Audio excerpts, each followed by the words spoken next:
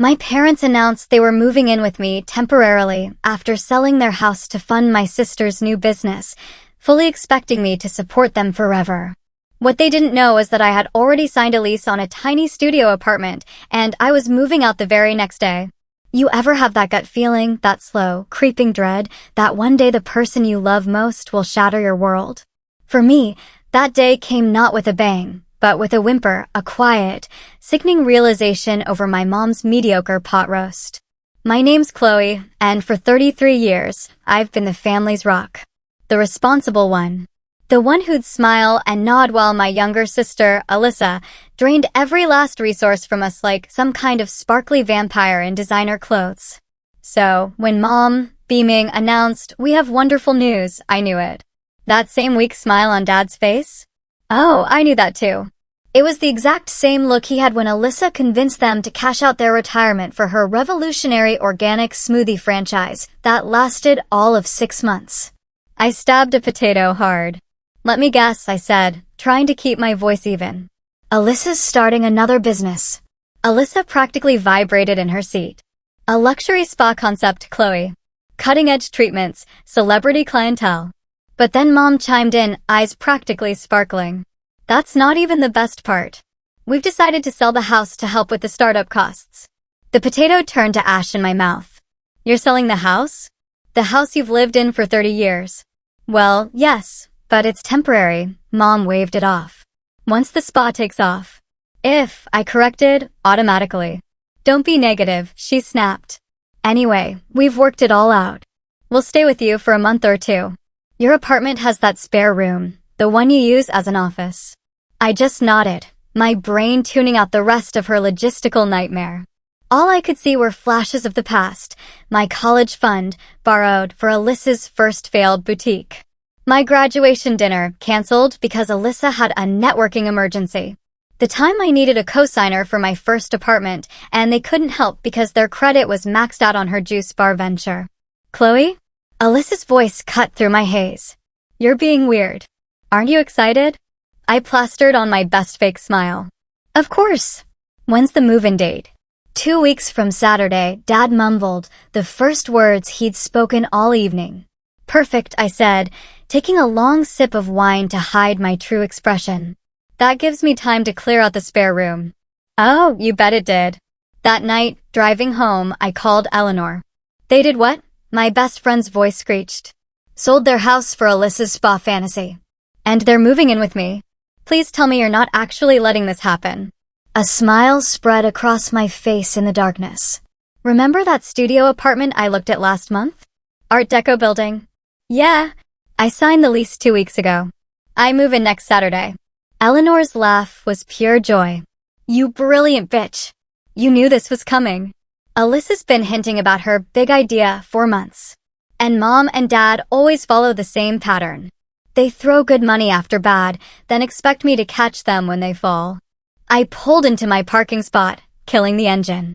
"Not this time." "What are you going to tell them?" she asked, a hint of glee in her voice. "Nothing. They'll find out when the movers show up." Ice cold, Eleanor approved. "But what about your parents? Where will they go?" I grabbed my purse, heading for the elevator. That's not my problem anymore. 20 years of cleaning up their messes, and what do I have to show for it?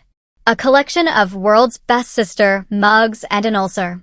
They're going to lose their minds, probably. But here's the thing. I'm done being the family safety net. They want to bet everything on Alyssa's latest scheme? Fine. But they can do it without my spare room and my savings account. The elevator dinged. In my apartment, a stack of moving boxes waited. I pulled out my new lease. My phone buzzed. A text from Mom. "Can't wait to help decorate your office. Alyssa has so many great ideas." I didn't reply. Instead, I opened my laptop to the spreadsheet where I'd tracked every dollar they'd borrowed. The total still made me wince.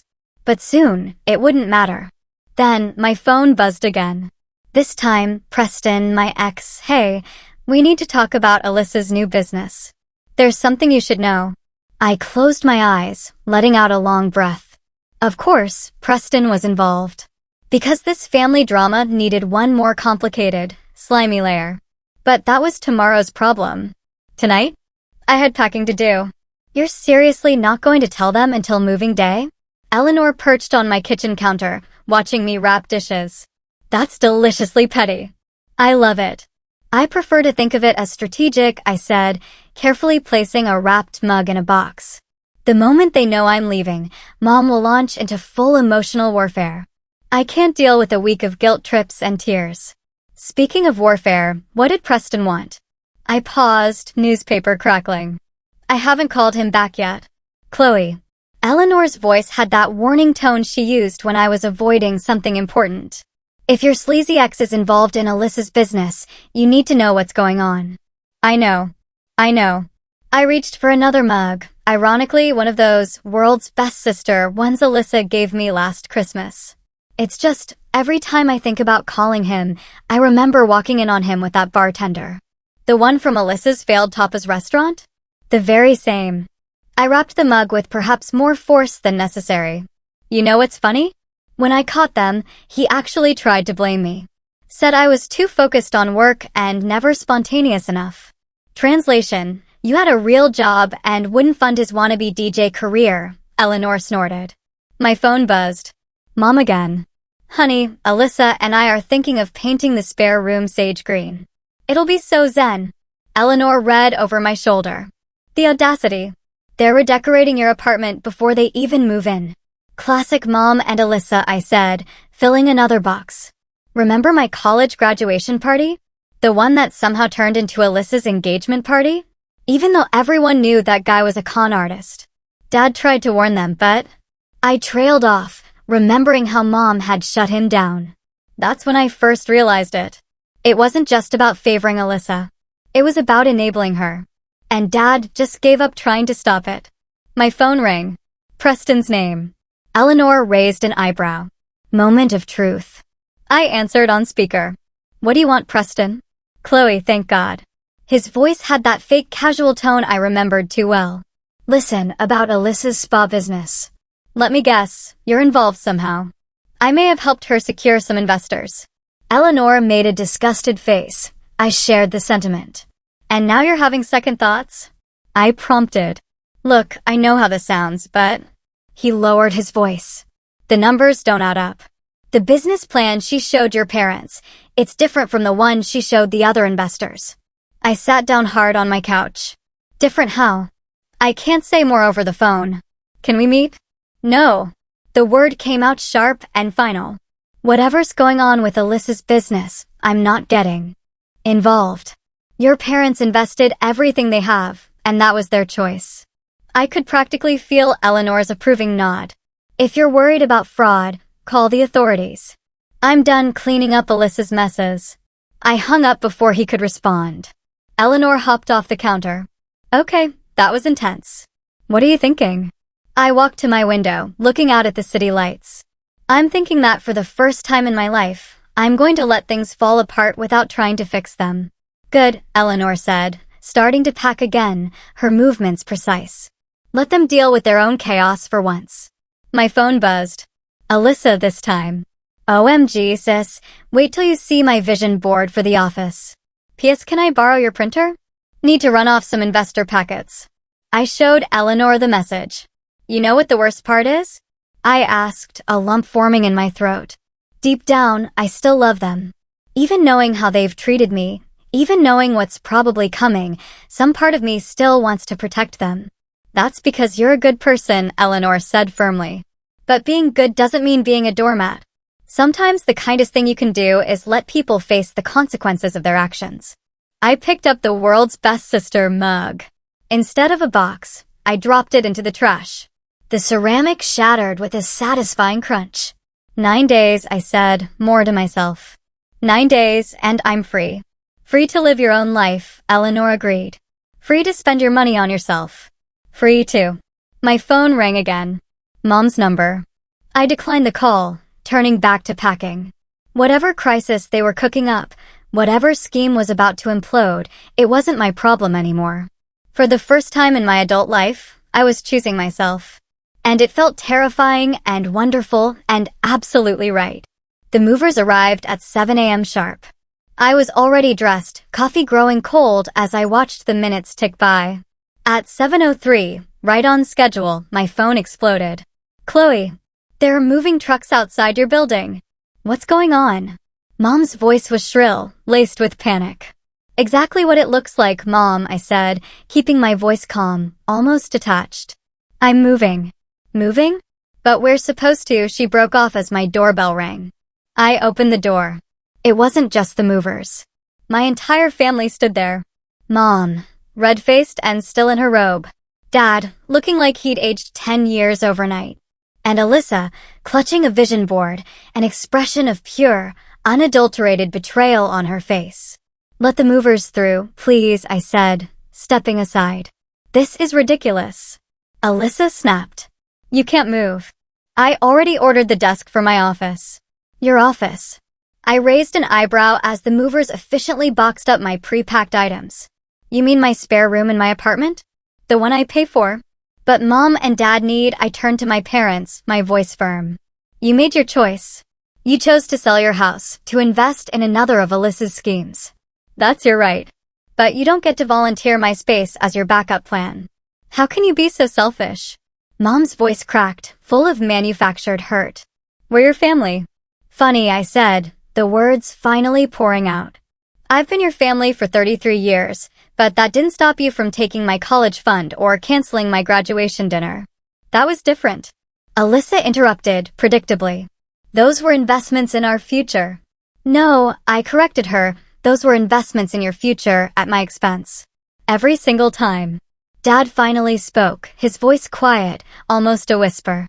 Where are we supposed to go? For a split second, my resolve wavered. Then I remembered all the times he'd stood by silently while Mom and Alyssa steamrolled over my life. That's not my problem anymore. I handed the movers another box. You should have thought about that before selling your house. This is about Preston, isn't it? Alyssa's voice turned nasty, venomous. You're just jealous because he's helping with my business now. I laughed, a real, genuine laugh, and the sound surprised even me. Trust me, Preston is the least of my concerns. Though, you might want to ask him about those different versions of your business plan. Alyssa's face went white. What different versions? Dad asked sharply. Ask your golden child, I said, checking my watch. Now, if you'll excuse me, I need to supervise the move. You can't do this to us. Mom grabbed my arm. We are your parents. I gently, but firmly, removed her hand. Yes, you are. And I love you. But I'm done being your safety net. I'm done watching you enable Alyssa's schemes while treating me like an ATM with feelings. I'm just done. Fine. Alyssa threw her vision board to the floor. It clattered uselessly. Fine. Run away. But don't come crying to us when you're all alone in your sad little studio apartment. I'd rather be alone than be used, I retorted. The movers worked around us, professional and discreet. Within an hour, my life was packed. I did a final walkthrough of the empty apartment. Mom had sunk onto the couch, crying quietly. Dad stood by the window, staring out at nothing. Alyssa was furiously texting someone. Preston, probably. I've left the keys on the counter, I said. The lease expires in 3 days. You'll need to be out by then. Where are we supposed to go? Mom asked again, but this time, it wasn't a guilt trip. She sounded genuinely lost. Maybe ask one of Alyssa's investors to put you up, I suggested, shouldering my purse. Or better yet, ask Alyssa why she showed them a different business plan than the one she showed you. You're lying. Alyssa's head snapped up. Preston would never, goodbye, I cut her off. I wish you all the best with your spa venture. Really, I do. But whatever happens next, it's not my responsibility anymore. I walked out, closing the door on their stunned faces. In the elevator, my phone buzzed with a voicemail. Preston again. Chloe, please call me back. The money, it's worse than I thought. Your parents need to know. I deleted the message. Whatever bomb was about to drop, I'd be safely clear of the blast radius. The morning sun hit my face as I stepped outside. The moving truck was waiting to follow me to my new address, to my new life. Behind me, I could hear Mom's voice, shrill with panic, floating down from my old apartment window. Gilbert, call Preston right now. I want to know what's going on with that business plan. I got into my car and drove away without looking back. I need you to understand something, Preston said, stirring his coffee nervously. I hadn't wanted to meet him at all, but after 3 days of increasingly desperate messages, morbid curiosity won out. We sat in a busy cafe, as far from my new apartment as possible. Just tell me what's going on, I said flatly. Alyssa came to me about 2 months ago. He wouldn't meet my eyes. Said she had this amazing spa concept, but needed help with the investor pitch deck. The numbers looked good, really good. So, I introduced her to some people. And then, I saw the paperwork she gave your parents. He slid his phone across the table. Compare these 2 documents. I looked. Both showed business plans for Serenity Springs Spa and Wellness. But the similarities ended there. The investor version promised a 15% return over 3 years. The version my parents got projected a 40% return in 6 months. She's running a Ponzi scheme, I said quietly. Preston nodded miserably. There's more. The property she claims to have leased? It doesn't exist. The celebrity endorsements she's advertising? All fake. And the equipment orders she showed your parents? Let me guess, also fake. The company she claims to be ordering from went bankrupt last year. I pushed his phone back, feeling sick. Why are you telling me this now? Because your parents weren't the only ones who invested their life savings. He ran a hand through his hair. I convinced my aunt to put in $50,000. My best friend did 30. If this falls apart, I corrected. When this falls apart, a lot of people are going to get hurt.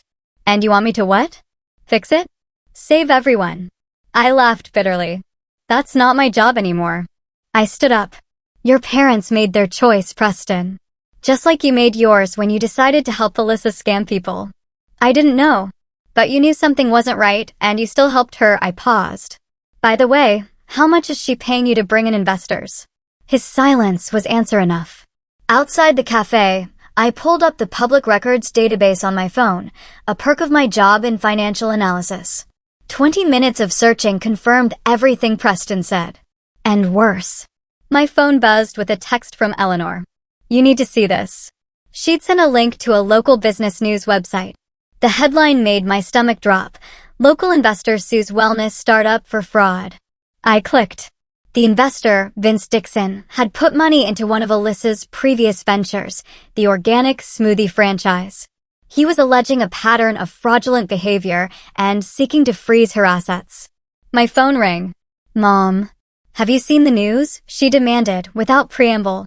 This man is trying to destroy your sister's business. You mean he's exposing her fraud? My voice rose, drawing looks. After everything we've done for you, Mom?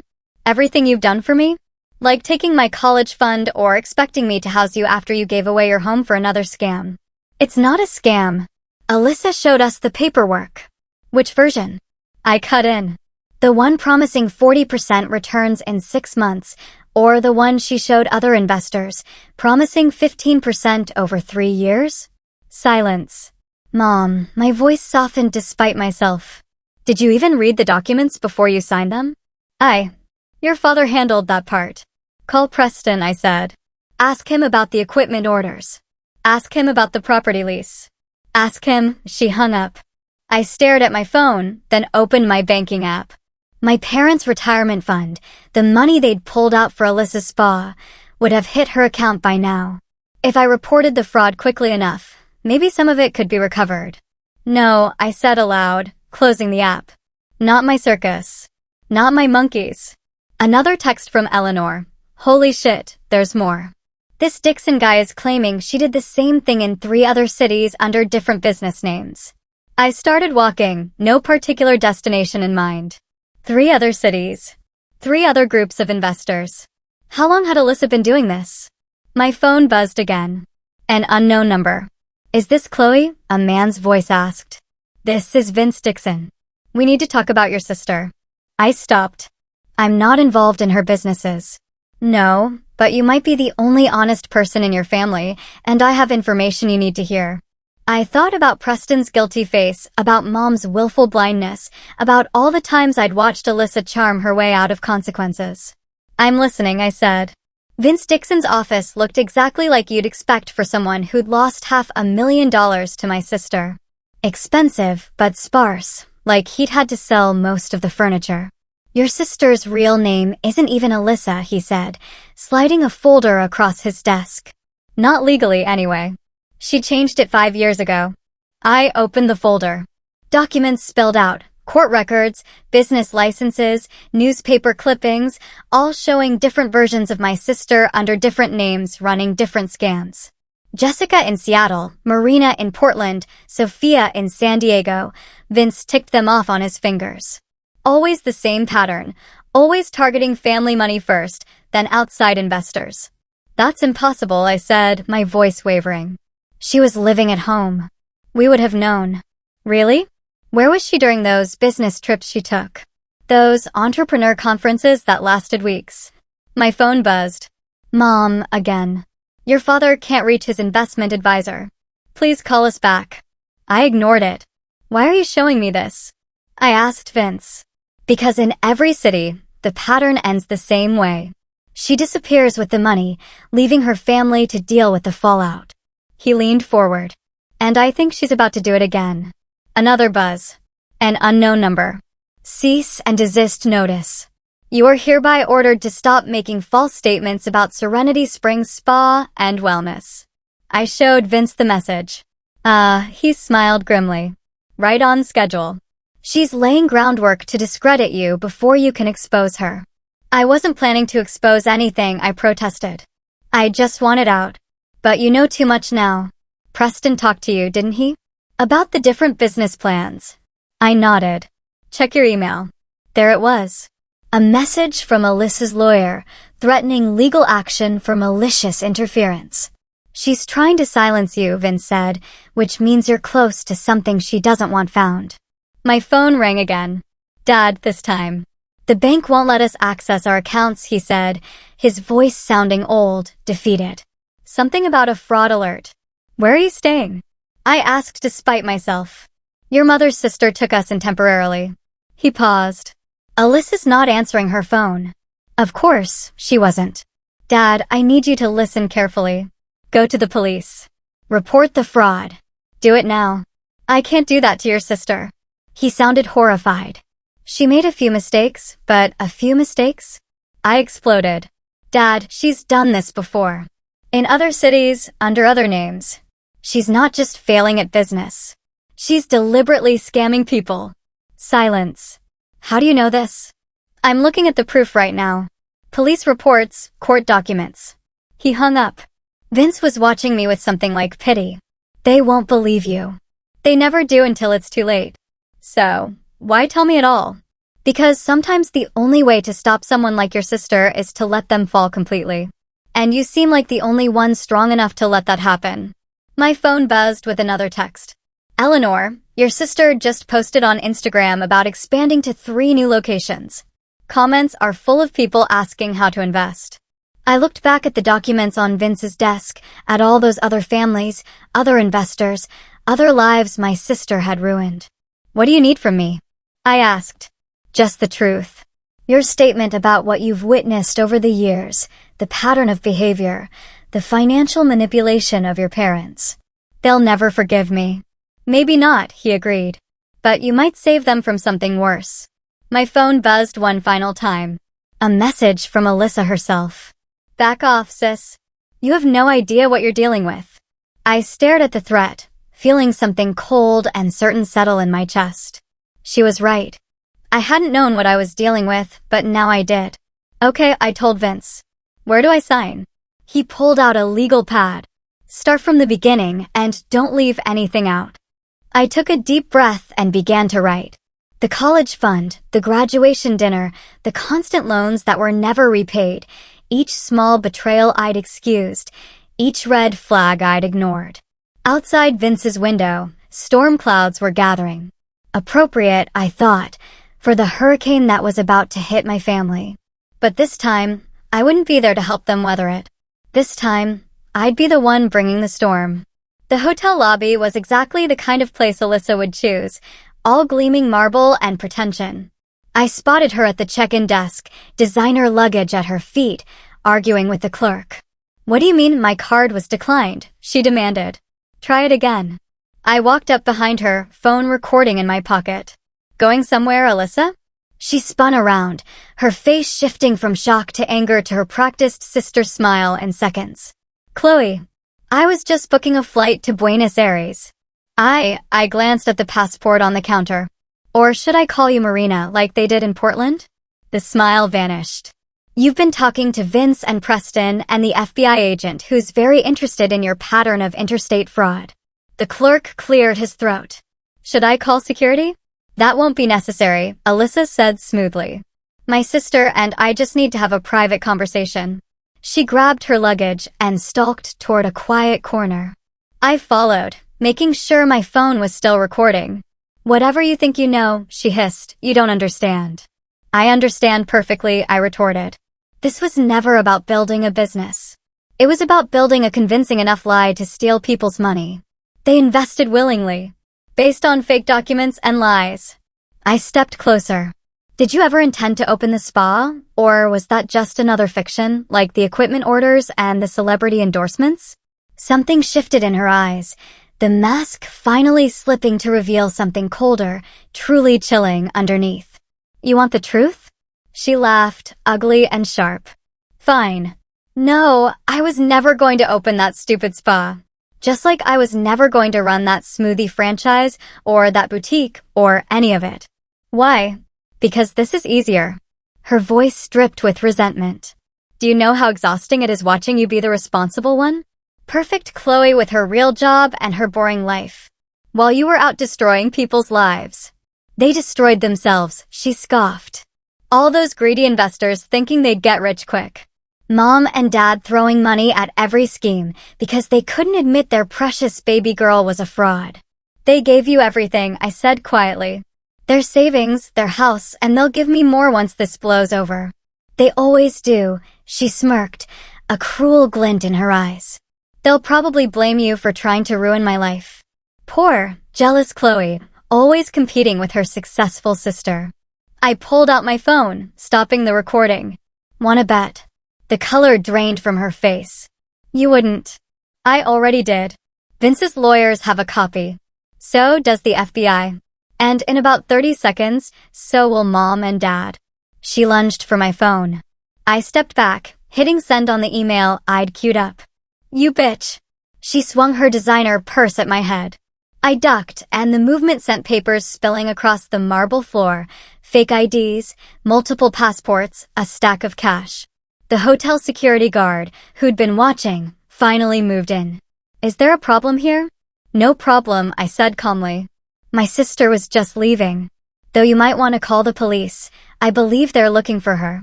You'll regret this. Alyssa spat as the guard collected her scattered documents. They'll never believe you over me. My phone buzzed. Mom's number. I answered on speaker. Hi, Mom. We just got your email, she said, her voice strange, hollow. The recording?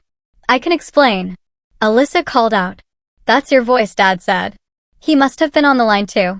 Those things you said about us, about the investors. Daddy, please. The FBI agent is here. Mom cut in. He's showing us. Oh, God. All those other cities, all those other names. I'm your daughter. Alyssa was crying now, but I recognized the tears. Performance, not remorse. You can't let them, you're under arrest. A new voice cut in. 2 police officers had arrived, handcuffs ready. You have the right to remain silent. I watched them lead her away, still screaming about family loyalty and frame jobs. Hotel guests stared, phones out, probably posting about the drama. Chloe, Mom's voice was small, almost lost. Are you still there? I'm here. We should have listened to you, all those years. She broke down, sobbing. I'll call you later, I said, and hung up. Outside, they were putting Alyssa in a police car. Our eyes met through the window. For a moment, I saw something real in her face. Not anger, not manipulation, but fear. Then she was gone, and I was alone in the autumn sunshine, feeling nothing but tired. My phone buzzed one last time. Eleanor, you okay? No, I typed back. But I will be. I walked away from the hotel, leaving behind the wreckage of my family's illusions. It wasn't the revenge I'd planned, but maybe it was the revenge we'd all needed. The harsh light of truth, burning away years of lies. They're broke, Eleanor said, scanning the paperwork spread across my kitchen counter. Like, completely broke. I know. I poured more wine. The FBI agent said Alyssa managed to transfer most of the investor money offshore before they caught her. They're still trying to trace it. What about your parents' savings? Gone. Along with their house equity, their retirement accounts. I took a long sip. They're staying with my aunt, but that can't last forever. My phone lit up with another call from Mom. I let it go to voicemail. You can't avoid them forever, Eleanor said gently. Watch me. I pulled out a thick manila envelope. Besides, I have one last thing to send them. What's that? A complete accounting. I opened the envelope, revealing pages of spreadsheets. Every dollar they borrowed from me over the years. Every investment they pushed me to make in Alyssa's schemes. Every bill I covered while they funneled money to her. With interest. That's thorough. I'm a financial analyst, Eleanor. Thorough is what I do. I traced a finger down the final total. Almost $200,000. Jesus Christ. And that's not counting emotional costs or career opportunities one passed up because they needed me nearby to clean up Alyssa's messes. My phone buzzed again. Dad, this time, your mother's not eating. She just sits there reading those articles about Alyssa, about Marina, Jessica, whatever her real name is.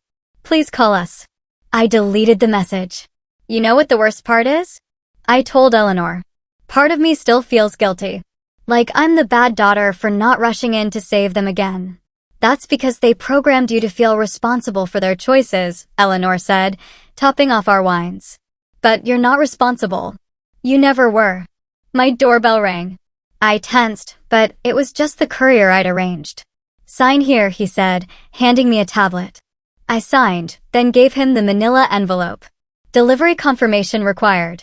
After he left, Eleanor raised an eyebrow. That's kind of cold.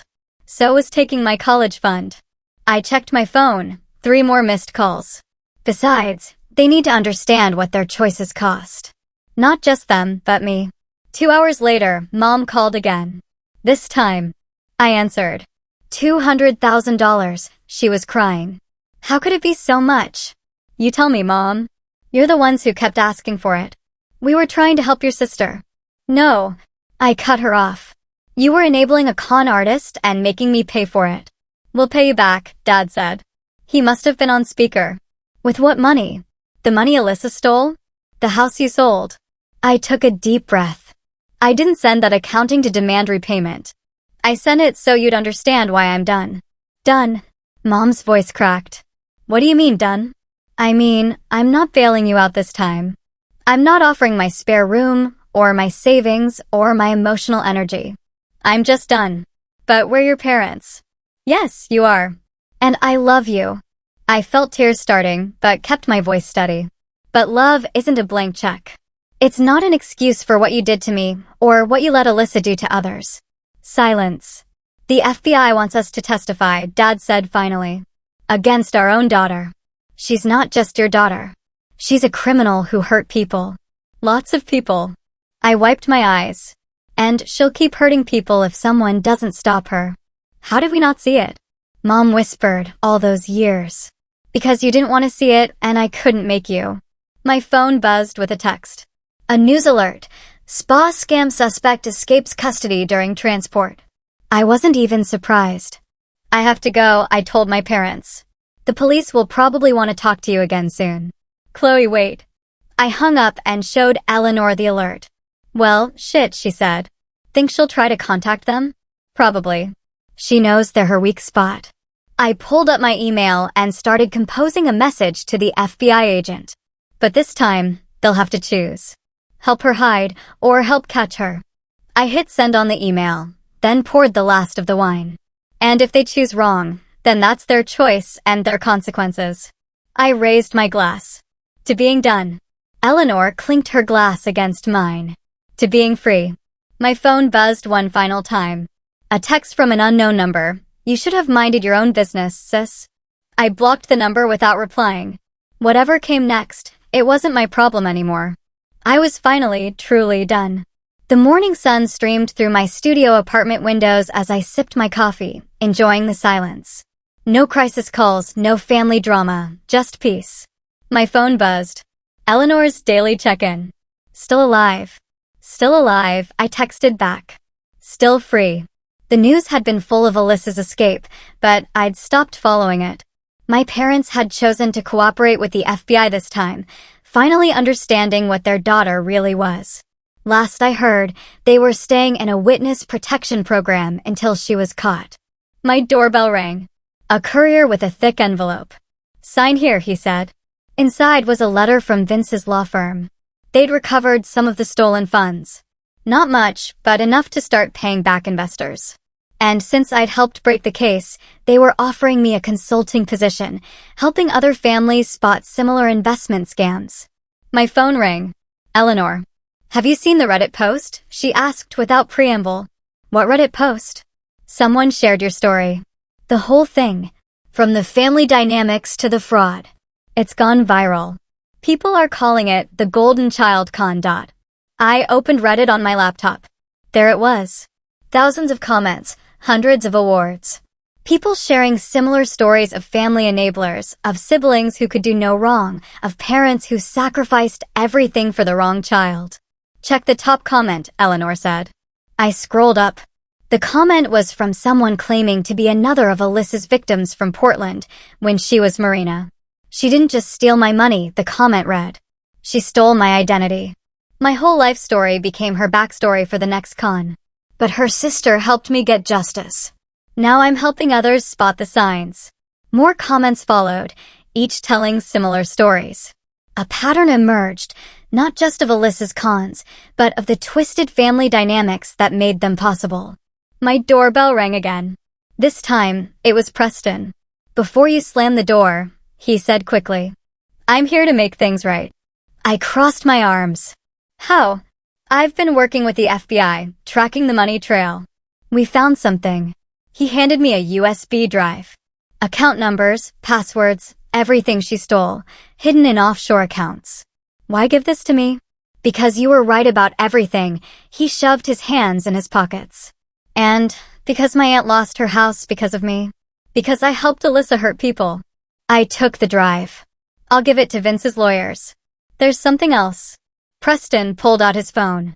"An email sent from an internet cafe in Mexico this morning. It's... well, just read it."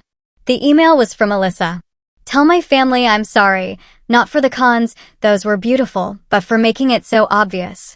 Next time they won't even know it's me." "She's still playing games," I said, deleting the email. "But I'm not playing anymore." My phone buzzed.